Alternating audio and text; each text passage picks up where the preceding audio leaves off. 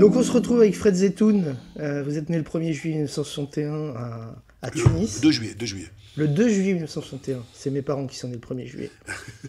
Donc vous êtes né le 2 juillet 1961 à Tunis. Vous êtes un artiste, on pourrait dire polymorphe, à la fois parolier, chanteur, auteur, chroniqueur musical. On vous connaît notamment pour vos chroniques sur les antennes du groupe France Télévisions. Exact. Depuis des années, notamment dans Télématin. Quand je pense à Fred Zetoun, que je connais maintenant un tout petit peu dans la vie, vous êtes pour moi un sourire. Et vous avez, on me dit, des traits de ressemblance avec moi, des cheveux un peu gris-blanc, des lunettes. Et puis calvitie naissante aussi. Une calvitie naissante.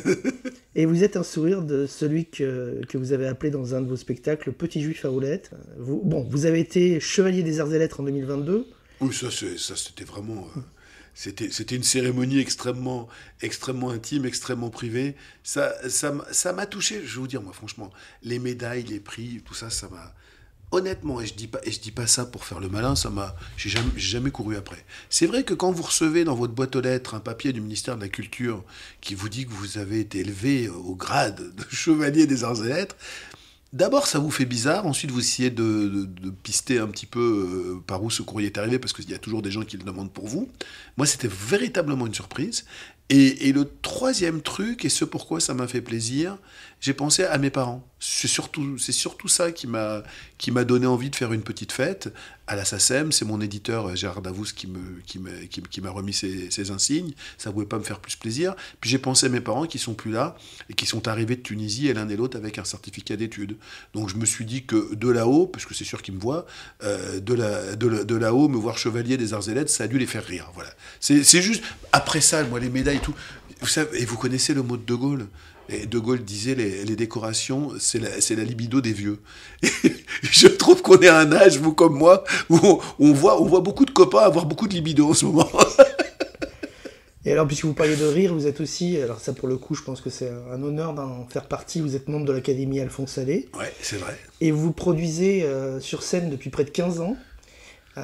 Juste pour la petite histoire, donc on sait que vous êtes handicapé en chaise roulante. Je suis pas handicapé, je suis en situation de handicap. En situation de handicap. Non mais dit comme ça, je sais que vous allez me dire c'est quoi ce pinaillage. Handicapé, ça veut dire empêché de. Ouais. En situation de handicap, c'est que c'est la société qui vous met en situation de handicap. C'est pas exactement pareil. Et alors beaucoup de gens s'interrogent, je suis allé regarder un petit peu, creuser sur internet, est-ce que vous auriez eu un accident ou quoi. Vous êtes en fait arrivé à 8 jours à Paris avec votre père pour être opéré, mais vous êtes resté... paraplégique. Je suis né comme ça en fait.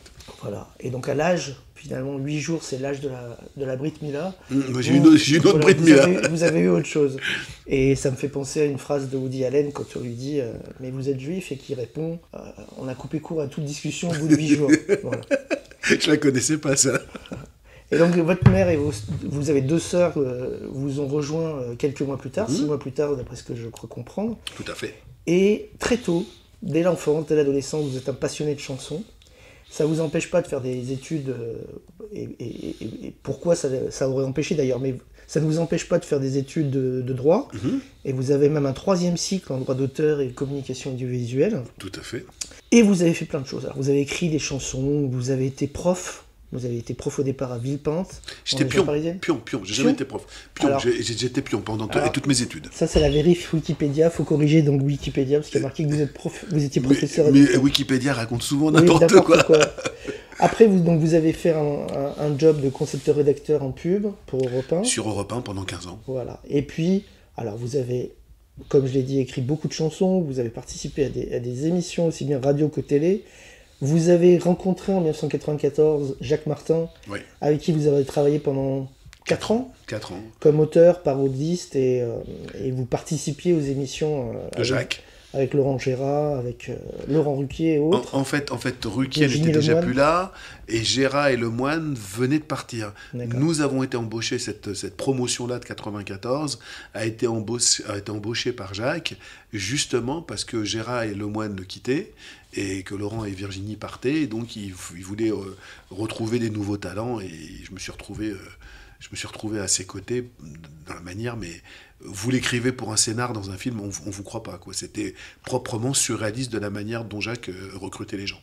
Et vous avez écrit de nombreuses chansons pour tout un tas d'artistes français.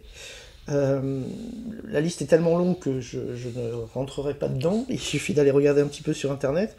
On peut citer avec des gens de très très différents. Ça va de Enrico Macias à Louis Bertignac, en passant par Frédéric François, Oui, beaucoup. en passant par Laurent Gérald de nouveau, en passant par même Zaz. Oui. Voilà, toutes sortes de chanteurs et de chanteuses. Et vous êtes vous-même chanteur et vous êtes monté sur scène maintenant depuis, donc je l'ai dit, depuis une quinzaine d'années. Mhm.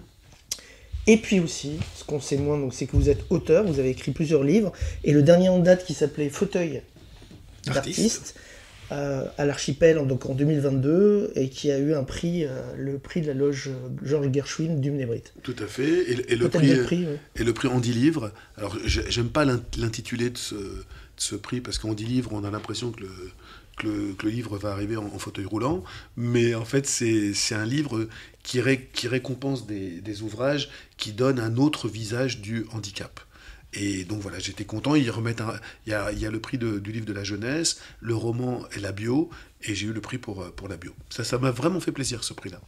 Et vous avez sorti donc plusieurs albums de chansons, et votre dernier en date de 2023, ça s'appelle le Puzzle de ma vie, ou le Puzzle de ma vie, je sais pas comment vous le prononcez. De nos vies. De nos vies, pardon, de nos vies. Puzzle de nos vies. Avec un recueil éponyme des textes qui est paru aux éditions L'Avancelle. Tout à fait. J'ai bon.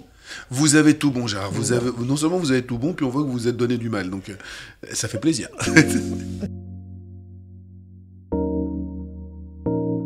Alors, maintenant qu'on vous a présenté, on va pouvoir vous questionner Avec plaisir. sur le questionnaire de Bonheur, c'est les autres. La première question que j'ai envie de vous poser, c'est spontanément, si je vous demande c'est quoi votre définition du bonheur, vous me répondez quoi? Pouvoir s'endormir tranquille et se réveiller sans la boule au ventre. Ça suffit pour vous? Ah, déjà ça, c'est une forme de bonheur. Et puis, ça, c'est la première. Oui, puis c'est. Et puis le bonheur, c'est le matin, voir les gens qu'on se lève, de voir les gens qu'on aime aller bien. Voilà, juste, on arrive à un âge où, malheureusement, on voit des amis nous quitter. Et savoir que les gens qu'on aime et qui font partie de notre famille, pas forcément celle du sang, mais celle du cœur aussi, vont bien, se portent bien et vont continuer pendant les semaines à venir à rigoler avec vous, pour moi, c'est une des définitions du bonheur. Est-ce que vous pensez qu'il y a des gens qui sont doués pour le bonheur et d'autres qui ne le sont pas? Je le pense profondément. Et parmi les... Dieu sait que vous nous avez fait rencontrer un grand nombre d'artistes dans vos chroniques musicales ou à la télé. Parmi tous les artistes que vous avez fréquentés, soit professionnellement parlant, soit dans ces chroniques, est-ce qu'il y avait des gens qui étaient vraiment pas doués pour le bonheur? Et qui, du coup, se plongeaient dans leur art parce que dans leur vie, ils n'étaient pas heureux, tout simplement? Alors ça, j'ai pas rencontré. J'ai pas rencontré, honnêtement. Je fais vite le tour des gens pour lesquels j'ai écrit, avec lesquels j'ai eu l'occasion de tisser des liens un peu plus que des liens professionnels, des liens amicaux, parce qu'il faut au moins avoir des liens amicaux pour s'apercevoir de ça. Non, je me suis pas rendu compte de ça. Par contre, dans la vie de tous les jours, artiste ou pas, il y a des gens qui savent apprécier ce que la vie leur donne, et il y a des gens qui ne seront jamais heureux, parce qu'ils ne seront jamais contents de ce qu'ils ont. Et oui, il y a des gens qui ne sont vraiment pas doués pour le bonheur, parce que de toutes les façons, quoi que la vie leur donne, ça ne leur suffira jamais. Et il y a toujours quelque chose qui leur manque, mais pas quelque chose qui leur manque comme un but à atteindre. Ça, c'est quelque chose, moi c'est mon moteur, ça, de toujours avoir un prochain but. On termine une salle parisienne, je pense tout de suite au concert d'après. Ça, c'est pas ça. Mais je sais savourer, je sais célébrer la vie et la remercier pour ce qu'elle me donne. Il y a des gens qui ne savent pas le faire. Il y a des gens qui, toute leur vie, vont être malheureux parce qu'ils ne vont pas voir ce qu'ils ont dans leur assiette, mais ils vont surtout voir ce que le voisin a dans son assiette. Ceux-là, je les plains profondément. Et oui, je pense que c'est vraiment des gens qui n'ont pas du tout l'aptitude à être heureux. Quel souvenir heureux de votre enfance vous remonte à la surface? Les vacances, le départ en vacances. C'était hors du temps, on oubliait qu'on était d'une condition extrêmement modeste, tout était permis, on partait en Espagne, on était serrés comme des sardines dans la voiture. C'était vraiment un périple, parce qu'on faisait 1800 ou 1600 bornes, et dans une voiture, comme on n'avait pas d'argent, mon père faisait des petites pauses sommeil dans la voiture, mais l'hôtel, c'était vraiment un luxe qu'on ne pouvait pas s'offrir. Et donc, c'était à la fois extrêmement épouvantable pour les 3 enfants que nous étions à l'arrière, Et en même temps, c'est des fous rires homériques, c'est franchement des super moments. Parce que tout ça, alors je vais pas faire genre la petite maison dans la prairie, mais pas loin, honnêtement. On n'avait pas une thune. On savait qu'en Espagne, ben, le pouvoir d'achat, même pour des gens peu fortunés, ce qui est très drôle d'ailleurs, on allait chercher un peu de liberté économique dans un pays qui était privé de liberté tout court. C'était quand même les années de Franco, quand même, hein, jusqu'en 60. 13. Franco, 75, je crois. Il me semble, Franco. Juan Carlos, il arrive au pouvoir 74-75, hein, je crois, il me semble. On vérifiera, Gérard, on vérifiera, vous et moi. Mais en fait, c'était vraiment, oui, des années où les Espagnols n'étaient pas libres du tout, mais il se trouve qu'avec le change, quand on changeait les francs en pesettes, eh ben, on avait l'impression d'être riche. La vie était beaucoup moins, le cours de la vie était beaucoup moins difficile pour des gens désargentés là-bas qu'ici. Et donc, effectivement, c'était des vacances. C'était des vacances où tout était possible. On se retrouvait, il y avait des oncles et des tantes qui descendaient, donc nous, on se retrouvait entre cousins. C'était un mois de tout est possible. Et oui, c'est vraiment les vrais bons souvenirs de mon enfance. Hormis l'Espagne, c'est tout à fait la chanson de Michel Jonas, en fait. C'est les vacances au bord de la... Chez Jonas, on regardait les bateaux, il y a une mélancolie. Là on faisait pas que regarder les bateaux, comme le cours de la vie était beaucoup plus favorable pour nous. On pouvait aller au restaurant, on pouvait acheter toutes les glaces à l'eau qu'on voulait. Il y avait quelque chose d'une liberté. Il y avait comme un vent d'euphorie qui soufflait dans la famille. Mon père c'était pas le même mec. Il avait stoppé l'usine, on montait dans la voiture, c'était un autre monsieur, et il était avec nous comme il n'était jamais toute l'année, parce qu'il rentrait le soir et puis il se levait à 5h du matin. Enfin, il embauchait à 5h du matin à l'usine, donc en fait les nuits étaient courtes, les soirées il dormait, il fallait pas faire de bruit. Enfin, c'était pas toujours très très rigolo. On a été nourri par de l'amour et beaucoup d'amour, mais c'est vrai qu'au quotidien c'était pas évident. Et là, d'un coup d'un seul, ben oui, il avait lui aussi la liberté de se coucher tard, la liberté de s'occuper de nous vraiment. On avait des conversations avec lui, avec maman, ça a toujours été très fluide, on a toujours beaucoup parlé, mais lui c'était vraiment c'était plus rare, c'était le week-end qu'on pouvait parler avec lui. Et là, d'un coup, c'était vraiment, je vous dis, il y avait un vent d'euphorie, comme si il y avait toute l'année et ces 3 semaines du mois d'août. C'est quoi le livre, le film ou la pièce de théâtre, ou encore l'auteur qui vous a marqué de façon indélébile et pourquoi? Vous avez noté que je ne vous ai pas demandé quelle chanson ni quel chanteur, parce que ça, oui. J'imagine que ça serait compliqué à dire, même si je sais que vous avez des passions pour certains d'entre eux. Donc quel est le livre, le film ou la pièce de théâtre, ou encore l'auteur qui vous a le plus marqué? Le livre, indéniablement, vous voyez, vous avez la version manuscrite de son œuvre, Boris Vian, L'écume des jours. J'ai vu, grâce à ce livre, qu'on pouvait dire des choses affreuses joliment. La poésie, c'était un mot pour moi. Je ne comprenais pas ce que c'était que la poésie. On apprenait à l'école primaire des poésies de Maurice Carême, des poésies de Jacques Prévert. Bon, voilà, on apprenait, c'était bon. Je savais que c'était une poésie, c'était un truc un peu chiant qu'on apprenait, qu'il fallait apprendre par cœur.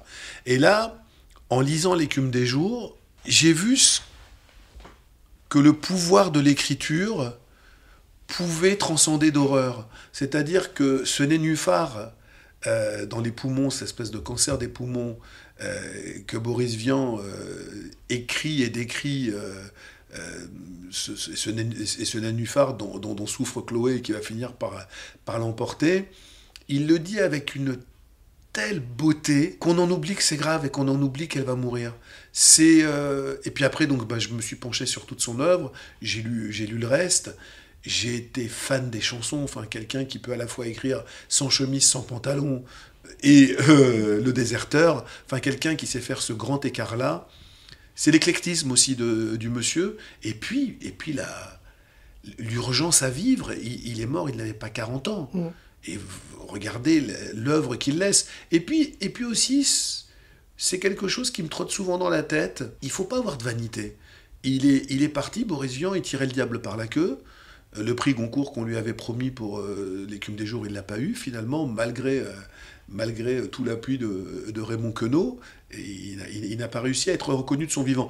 Des grands talents l'avaient reconnu, des Raymond Queneau l'avaient reconnu, des Gaston Gallimard l'avaient reconnu, mais il est mort en écrivant encore des chroniques pour Jazz Magazine.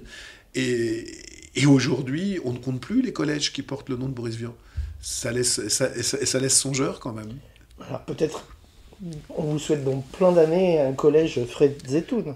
Oh, c'est pas ce après quoi je cours, Non, mais juste vraiment, vraiment, vraiment avoir bien conscience du fait que l'essentiel c'est de faire. S'il avait couru après la reconnaissance, ce monsieur, peut-être il était ingénieur de formation, il aurait pu, talentueux comme il était, il aurait certainement trouvé un ou deux brevets qui auraient pu le faire passer à la postérité.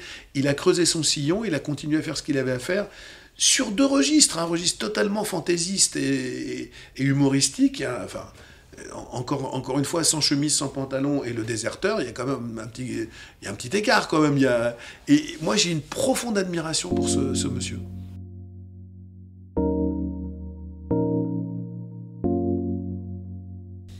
De quoi ne voudriez-vous jamais vous passer, sous-entendu pour être heureux? De quoi je pourrais ne pas me... La musique? Déjà de l'amour de ceux que j'aime, qui Ouais. font ma vie, ça c'est essentiel à ma vie. Et l'écriture. Je pourrais me passer de beaucoup de choses, je pourrais pas me passer d'écrire. D'écrire des textes? D'écrire des textes, d'écrire de penser et d'écrire. C'est plus qu'un petit hobby, quoi. C'est une respiration. Il y a rarement une semaine où je n'écris pas. Je vais pas vous dire j'écris tous les jours, c'est pas vrai. Tous les 2 jours, plus vraisemblablement, parfois parce que vous êtes en voyage, parce que vous avez des tournages, machin, bon, ça arrive aussi, mais j'essaie toujours, dans le week-end, de me reprendre un moment pour écrire. J'en ai besoin.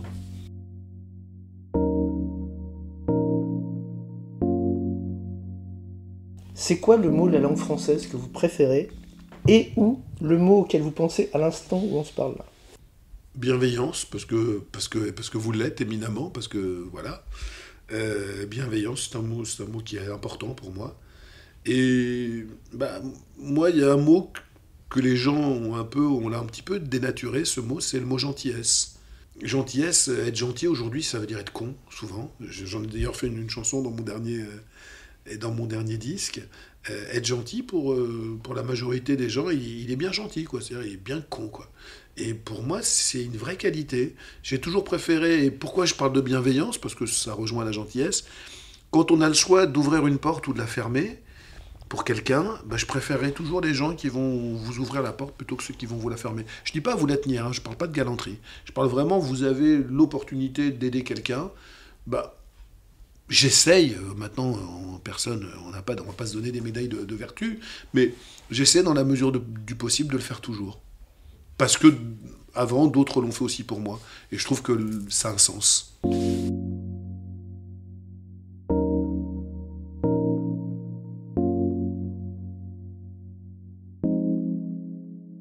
Est-ce que Fred Zetoun doute souvent dans l'existence? Et si oui, est-ce que vous doutez plutôt de vous ou vous doutez plutôt des autres?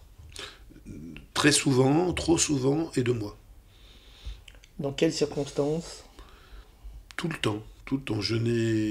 Si j'ai quelque chose, si j'avais une baguette magique, si je pouvais changer quelque chose comme un chirurgien esthétique, qui ne serait pas un chirurgien de l'esthétique, mais un chirurgien du comportement et de l'âme, j'essaierais d'être un peu moins insécure. Je n'ai pas de certitude, je n'ai jamais de certitude. Je suis toujours... Alors c'est bien parce qu'en même temps ça vous amène à ne jamais vous habituer aux choses, ça vous amène à toujours être étonné de ce qui vous arrive, mais s'il y a une chose que je sais, c'est que je ne sais pas, voilà. Mais vraiment, et c'est pas... Alors, il faut un peu là, parce que là ça fait... Il faut pas s'arrêter au stade de la formule. Bien sûr qu'il y a des... J'aime pas les faux modestes non plus. Vous savez, quand vous avez écrit, vous le savez très bien, Jacques, quand vous avez écrit un joli poème, vous écrivez, vous êtes auteur vous-même, vous êtes poète vous-même, vous écrivez un poème, vous savez si votre texte il tient la route ou pas. On le sait, on le sent. Maintenant, c'est jamais une certitude. On pense qu'on a bien fait, mais je n'ai aucune confiance. Je n'ai aucune confiance en moi. C'est à la fois une vraie faiblesse et à la fois une vraie force, parce que ça m'amène toujours à douter, ça m'amène... À vous remettre en question. Toujours.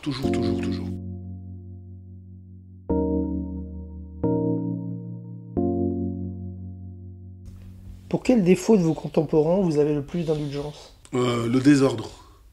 Le côté bordélique, parce que je le suis moi-même, donc c'est une manière de m'excuser aussi. Et ça, c'est reconnu dans votre famille? Tout le monde sait que vous êtes bordélique? Ah mais avec les papiers administratifs et tout ça, c'est... Non mais Ah, c'est vous pas avez bon. la phobie administrative? Je l'ai pas, non, parce que ça, Ah bon. c'était très malhonnête. Ouais. C'est employé par un ministre pour ne pas payer ses impôts, ça c'est juste immonde. Ouais. Non, mais c'est vrai que je perds facilement des papiers, je perds facilement des documents. L'ordre, ranger, mettre les choses dans des cases, je n'y arrive pas. Et je sais pourquoi j'y arrive pas, parce que je pense que la vie n'a pas à être rangée comme ça. C'est du temps perdu peut-être. Parfois ça aide. Non, parce que le temps perdu, c'est le temps que vous passez Après à chercher. à rechercher les choses. Mais voilà, j'y arrive pas. À 60 balais, j'y arrive toujours pas.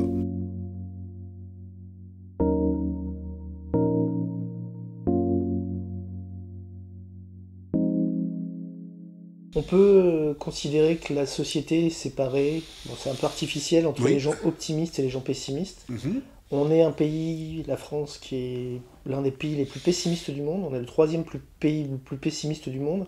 On est un pays qui est grand consommateur d'anxiolytiques, d'antidépresseurs, etc. C'est d'ailleurs ce qui m'a conduit en partie à créer ce podcast. Vous, qu'est-ce qui vous rend optimiste en général et qu'est-ce qui vous rend optimiste pour l'avenir? Alors je vais vous répondre de manière extrêmement un peu cucu et un peu lyrique. Le sourire de mon fils, ça me rend optimiste. Quand je vois qu'il est heureux, qu'il est bien dans ses pompes, bah, lui c'est l'avenir, donc ça me donne de l'espoir pour l'avenir. Et puis globalement, moi ce qui me rend optimiste, c'est l'envie que j'ai toujours de faire des choses. Ce qui franchement m'ennuierait beaucoup, c'est de ne plus avoir envie, de ne plus avoir de rêves, de ne plus avoir de défis, de ne plus avoir même de moulin à vent, aller attaquer moi le côté Don Quichotte, ça me dérange pas du tout. Au contraire, je trouve que là aussi il y a une forme de poésie. Moi, tant que le matin, je me lèverai avec l'envie de faire quelque chose, je serai toujours optimiste parce que c'est l'envie qui vous rend optimiste. C'est l'envie qui vous pousse vers l'horizon. Là, je dis des banalités, hein, mais et puis encore une fois, de voir que les gens que vous aimez vont bien. Donc, et puis, pour moi, l'avenir, c'est mon fils. Il a 17 ans. Quand je le vois heureux, quand je le vois content de ce qu'il a fait, quand je le vois content d'une sortie qu'il a fait avec ses potes, de vacances qu'il entreprend, qu'il se prépare à faire avec des amis. Bah, l'avenir, il est là et je suis content.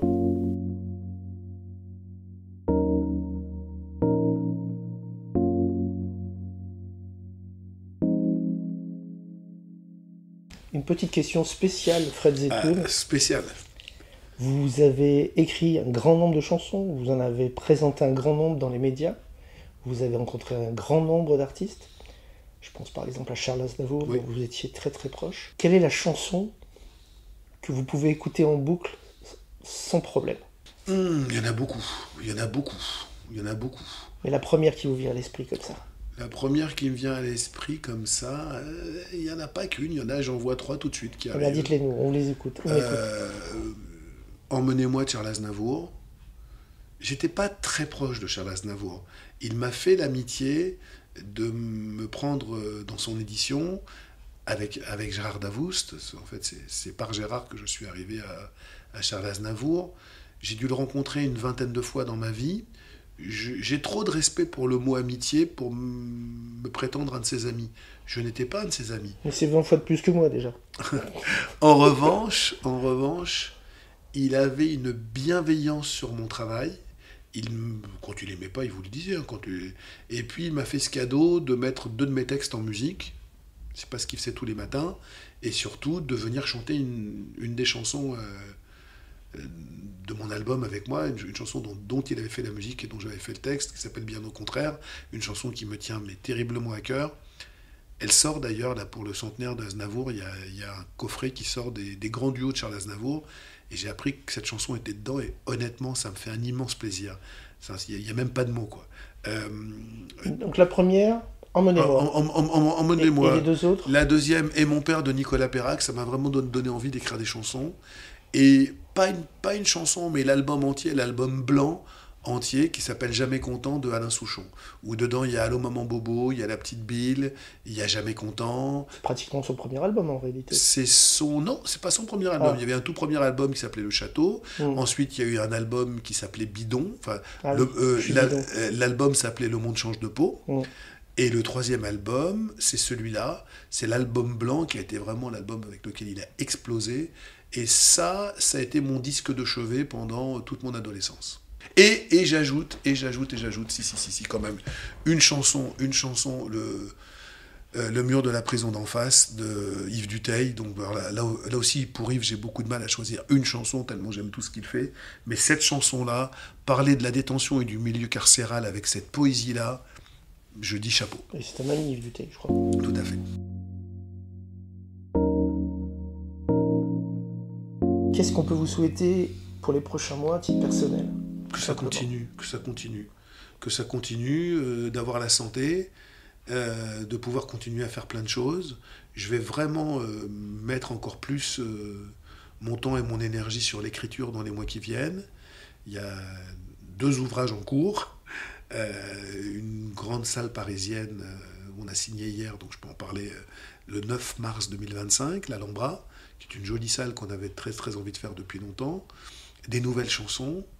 Et puis surtout, encore une fois, moi c'est ma priorité que les gens qui me sont chers, que les gens qui font ma famille, mais pas que celle du cœur, pas que celle du sang, celle du cœur aussi, aillent bien. Moi, que ça continue, vous savez quoi, que ça continue comme ça ira très bien. Eh bien super, Fred, on vous le souhaite. Merci beaucoup à vous. À très bientôt. Merci Gérard. Merci.